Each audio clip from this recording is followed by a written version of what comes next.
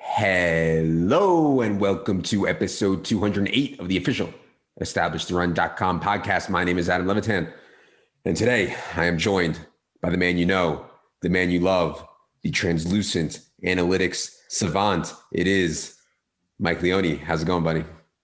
I swear you have some sort of setting on Zoom to make me look translucent. I feel like when I'm on StreamYard, I'm pretty good, and then we get on Zoom, and I'm back to being a ghost. Look at me. I am a bronzed Adonis. For you guys watching on YouTube, this is what a bronzed Adonis looks like. On today's show, we are going to talk about the differences in strategy between best ball leagues and managed leagues. And I think it's obviously a valuable topic if you're playing both. But even if you're only playing a standard season-long managed team, which I know a lot of you guys are, I think there's a lot of important points to understand here, given that we have to pick our starting lineup each week, that we have access to waivers, that we can churn our bench, that we can have a different roster construction and managed.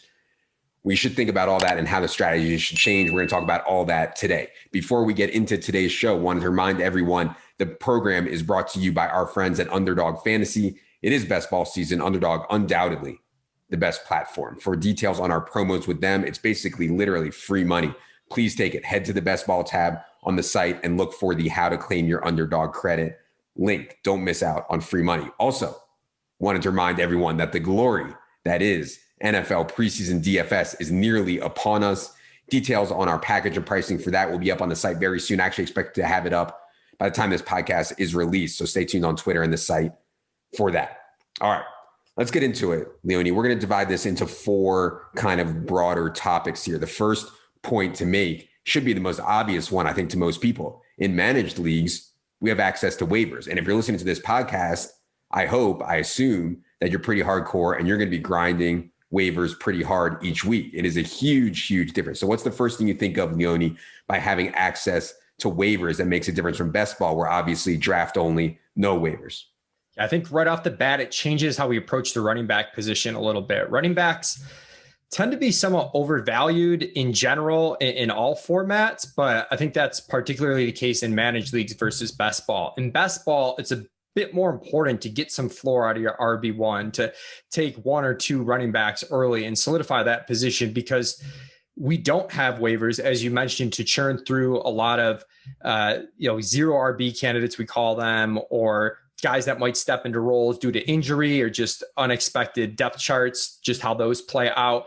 In the course of a season in a managed league, between all the running backs I draft and cycle through in waivers, I might have touched like 20 plus running backs on a roster. Whereas in best ball, I'm rarely ever getting to more than 6, and I'm stuck with those 6 for the duration of the season. So if I'm really weak at those, and we know late round running backs, they have upside because if they step into volume, that's all that matters.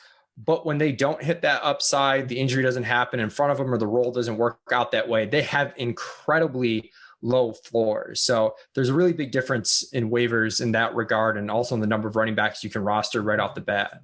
Yeah. So the first thing that I think of when, people want to talk about running backs and managed league, people underestimate the chaos that is going to happen in a season at the running back position. There's not going to be a trade or a waiver pickup at the wide receiver position that's going to bump Calvin Ridley out of his role, or going to bump some other round 2, round 3, round 4, round 5 wide receiver out of his role. It's just not going to happen. We see it all the time where round 2, 3, 4 running backs, so they sign some guy off the street and it affects his role massively, and you lose the usage. So that's one thing. I mean, people massively underestimate the chaos. We know about the injury rates at running back also. One point I would make about this, though, Leone, is that, you have to be willing to grind waivers, right? Like if you're going to take a zero RB strategy in managed, if you're going to not punt, but if you're going to de-emphasize the running back position in managed, you got to be a virgin and be out there every Tuesday night or Wednesday night or whenever your waivers run and be out there grinding. I'm personally not that up for that anymore in this point of my life. I know most people listening to it just probably are, though. You got to reach out, get some ETR Discord members to grind your waivers for you. But I did want to bring up some examples too, though, as far as the difference between leagues last year. Like zero RB, if you played in a managed league, you had access to Mike Davis in waivers, JD McKissick, Myles Gaskin, James Robinson. Like these guys in best ball leagues, these were the zero RB winners, and they weren't even drafted in half of best ball leagues. So, there really is a pretty gargantuan difference. Okay. Any other points on waivers before we move on in terms of differences? One other thing that I would point out, I don't know if you agree with this, but streaming at tight end and quarterback. So we've talked a lot about quarterback and tight end and how we like having an elite guy. We like having a running and thrower type of guy. But if you don't, in a single QB 10 team league, in a single QB 12 team league, there's gonna be a lot of streamers on waivers each week, especially at quarterback. And like, what's the difference between like, I don't know, is there a huge difference between Dallas Goedert and Blake Jarwin or somebody that's on waivers in a single tight end league? You know, maybe there is, I don't know. But either way, like you have ability to stream, which I think at the onesie positions makes a big difference. Yeah. And I think if we want to like tie this into the general roster construction and how many guys you're rostering at each position based on the different formats, it plays into that. You know, if you're doing an FFPC Football Guys Championship, for example, it's 20 rounds. Let's say it's 18 without kicker and defense. So it's the same amount of rounds as best ball, but you might legitimately take one quarterback and one tight end because of what you're saying. And then that flows into your other decisions. You know, if you're doing 0 RB, then you can draft, 8, 9 running backs maybe, and just hope that you hit on one of them. Whereas in best ball, you need to obviously draft more than one player at the onesie positions because you need those distributions to work out in your favor. You can't take the risk of taking zeros on injury weeks. You have to cover bye weeks. So that 18 round draft, now you're taking maybe 5 players at the onesie position, 2 at quarterback, 3 at tight end or something. And that gives you 13 other roster spots to work with in best ball versus in managed. You've got 16 roster spots to go to running back receiver. So there's a big difference there. And that, is a starker difference than it might seem on its face. Yeah. For sure. Okay. So waivers, obviously, when you have access to waivers, we're de-emphasizing running back at least a little bit. And we also have access to streaming at the onesie positions if we don't go elite there. Second thing I want to talk about is roster construction. We've talked a lot about roster construction in best ball and how we like to do it. You guys can watch any of the streams. There's so many videos on YouTube. There's articles on the site by Leone and Herzig and myself about roster construction on best ball. I don't think people think as much about their roster construction and manage. They just get to them. They take best player available a ton. What would you tell people about managed leagues and roster construction versus best ball? Yeah, it's really important to kind of know where you're strong and where you're weak. And where you're weak, you really want to stockpile stashes that could be big hits and really have breakout seasons. And you talk about that running back position. If you're not drafting running backs early, if you're doing 0 RB or even just an anchor RB where maybe you draft a running back in the first round, but you don't draft one again until the 10th round, it's much more important to take a running back stash that has some upside, like a Darrington Evans in case Derrick Henry gets hurt or something, versus a second tight end that doesn't, really move the needle that much. It might feel safe at the draft. You're like, oh, I got my bye week covered. I got 2 tight ends. I got 2 quarterbacks, but it really doesn't do anything for you. There are some instances where I'll take 2 quarterbacks. So I'm taking, Justin Fields or Trey Lance, and I want to pair them with someone who has a good schedule out of the beginning of the season. But if I'm taking, Joe Burrow, I'm starting Joe Burrow every single week in a managed league. I do not need a backup quarterback. I will get one when the time comes. You do not want a backup quarterback you're not going to play wasting away a bench spot that even if it's a low probability hit on a stashed wide receiver, a stashed running back, those low probability hits add up. And it's important that you always have a live roster and give yourself as many outs as possible to just getting lucky. I think people overestimate the trade market, right? They're like, well, I'll take 2 really good quarterbacks. And then when I only need one, I'll just trade one. You don't realize that A, you're relying on your teammates your league mates to trade with you. B, in a one QB league or in a 1 tight end starting league with no premium, they're just not that valuable in the trade market, right? Like people are just like, oh, I'll just trade one. It's just not going to happen.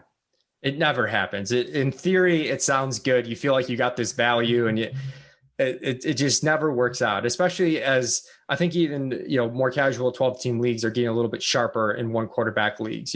10 years ago, I was in leagues where guys were taking 4 quarterbacks and it was out of control. Yeah. And that happens less frequently now, throughout my leagues.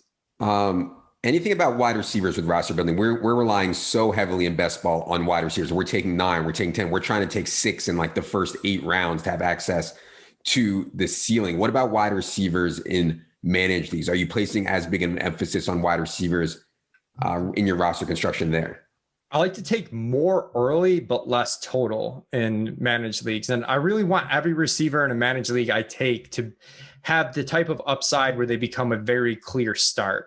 And I'm trying, especially in leagues that have 3 wide receiver spots and a flex, I'm trying to win the 3rd wide receiver spot and win the flex, like really pick up points on my opponents. And in order to do that, you need to start drafting receivers very early. You need like 6 wide receivers in the first 8 or 9 rounds, because there's going to be busts, there's going to be injuries, there's going to be bye weeks. And you want to be starting 4 pretty obvious receivers every week. So I'm really focused on getting them early. In best ball, I still want some access to elite wide receiver ceiling, but I can make up for that a little bit because I don't have to decide who to start. You know, you can make up for it with quantity over quality to an extent, because the week to week variance at the wide receiver position is a little bit higher than it is at running back. If you look at the correlation from ADP to season long performance, running backs and wide receivers are somewhat close. If you look at it to weekly performance, the correlation is lower for wide receivers.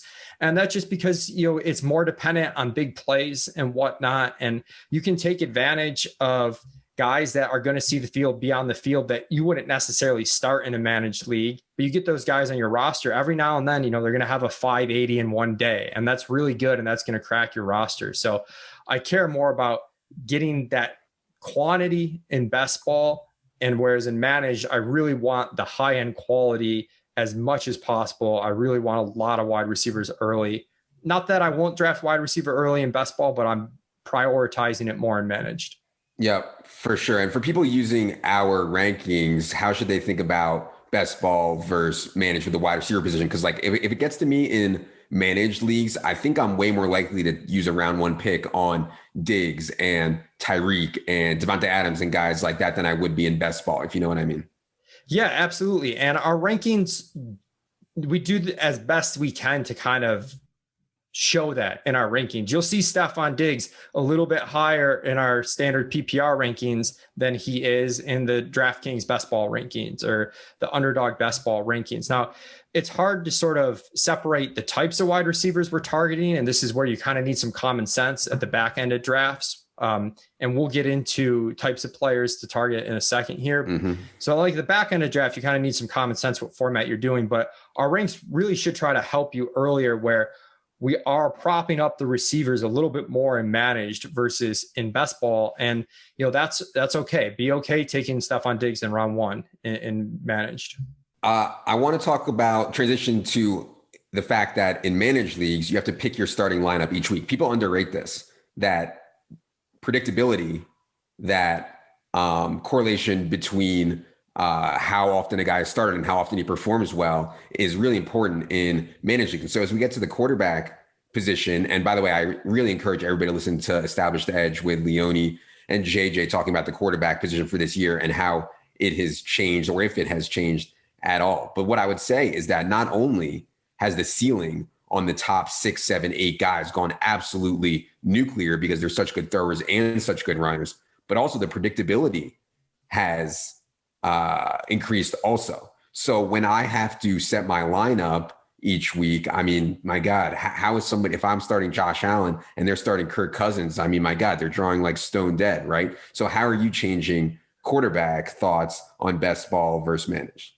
Yeah, the big difference is really at the back end of the quarterback position. It's interesting the way the ADPs have shaken out that I've seen so far, at least, even though we're drafting more quarterbacks in best ball and thus the scarcity changes because we're drafting, 28 quarterbacks get selected in best ball versus in managed, it might only be like 18 to 20 because teams just don't necessarily need backup quarterbacks. It feels like the first 16 to 18 quarterbacks, like those draftable quarterbacks, the ADP has been somewhat similar between best ball versus managed. I think what happens is there's just a little bit more focus in best ball on those back outside of those top 18 QBs. Like, who are you targeting? And, there's guys like Zach Wilson. Sam Darnold, for example, has a good early season schedule. So he's someone I'll pair if I've taken a couple of rookie quarterbacks like Lance and Fields in best ball. And you're taking a little bit more chances there. As far as early in the draft, again, it doesn't change a whole ton. I do think there are pockets in the draft in both best ball and managed where you want to target upside at the quarterback position. It's going to be harder to manufacture upside at QB position in managed leagues via streaming, it's harder than it's ever been before to just make up for that via streaming and playing matchups. And in best ball, likewise, it's harder to make up for that quarterback upside with 3 guys late. Whereas in the past, maybe you could take in 3 guys late that are, a Ben, a Darnold, and a Derek Carr, like these pocket pass without upside, but their distributions used to work together. Okay. Now they're not matching those elite quarterbacks. So like round 6, you've got 5 to 6, you've got the Dak, Kyler, Josh Allen, those types. I think those are options I'm looking at there in both leagues. In rounds 8 to 9, Jalen Hurts, Joe Burrow, they have that big ceiling. And then when you get in the teens rounds, it's guys like Matt Ryan, Tannehill, and all the rookie quarterbacks, I think. So actually not like a huge difference in how I'm approaching my first QB in best ball versus managed.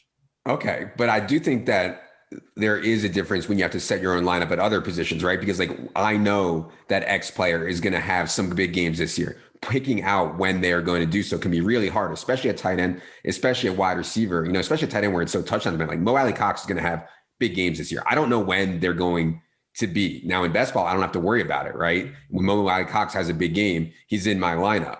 In managed, I mean, he could be on my bench for all his big games this year easily, right? So how do you leverage that, or how do you think about that with having to set your lineups? Yeah, the Mo Alley Cox example is a good one. I think at the tight end position, if you're taking 3 tight ends, you can take 2 very late tight ends. I did this in FFPC best ball where I took Mo Alley Cox and OJ Howard, guys that have been pretty efficient in terms of yards per route run, yards per target, that type of stuff. We just don't know when they're going to run a lot of routes or when they're going to get targeted. Not having to decide and being able to take a couple of them together helps us. As far as the running back position goes, I want a mix of different archetypes of running backs in best ball, especially on the teams, if I'm RB light early in best ball, I'm going to need to mix in some Nyheim Hines and JD McKissick types that are going to give me some floor with the Tony Pollard, Alexander Madison, Darrell Henderson types who have this huge ceiling, but on any given week are like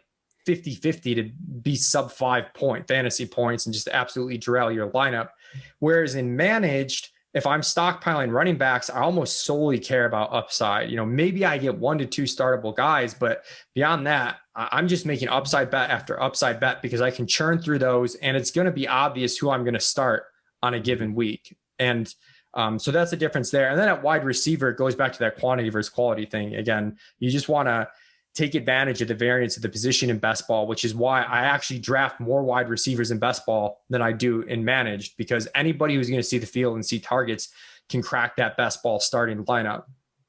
Yep. Okay. Last thing we're going to talk about is types of players. So it's become like a joke on fantasy football Twitter where people say, oh, I'll only take him in best ball, or he's better in best ball. And I honestly hate when people say that so much. And I think a lot of people don't even know what they're saying. A lot of times they just think that like, oh, the Deshaun Jackson types or the T.Y. Hilton types who have really wide distributions are better in best ball. Maybe that's true. But I don't think that people think it through fully enough when they say, oh, X guy is better in best ball. I think what they're trying to say is that it's unpredictable. And so therefore he's better. But man, I mean, guys that are boring can be really good in best ball too. And there's some guys that we're going to talk about who I would never be excited to draft, but you need a lot of usable weeks in best ball. So when you think of types of players for each format, what are you thinking about?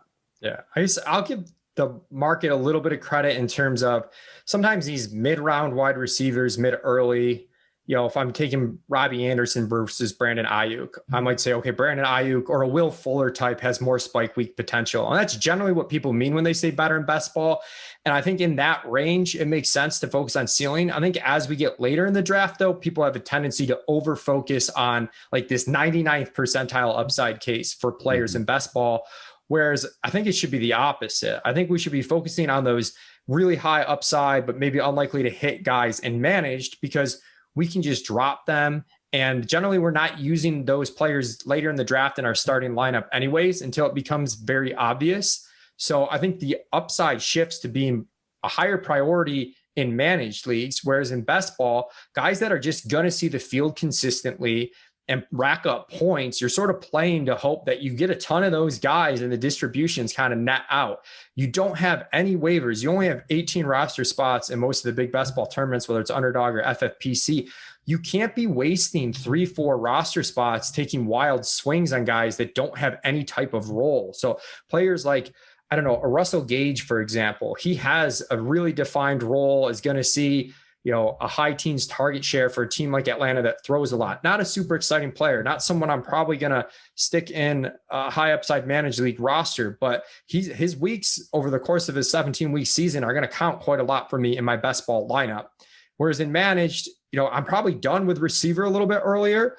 And then the guys I am taking at the back end of a draft have a ton of uncertainty. I love the uncertainty there, where I'll take stabs on the rookie wide receivers, Rondale Moore, Elijah Moore, who, they're good in all formats, but particularly in managed, where I'm hoping that they hit that really 90th plus percentile outcome. Mm-hmm. Otherwise, I just don't care that much.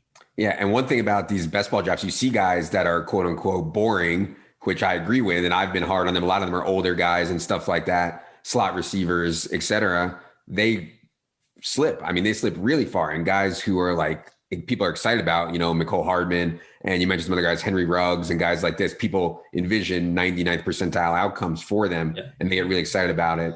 In best ball, maybe it should be the opposite. So like even something like AJ Green, like we talked on Market Monday a couple weeks ago about AJ Green. And I was like, God, I'm not going to sit here and say I'm excited about AJ Green, but he's going in like the 16th, 17th round. And AJ Green is going to have usable weeks for you. This whole concept of usable weeks for best ball, it's kind of counterintuitive, but I think I agree with you that usable weeks in best ball versus swing for the fences and managed actually makes more sense.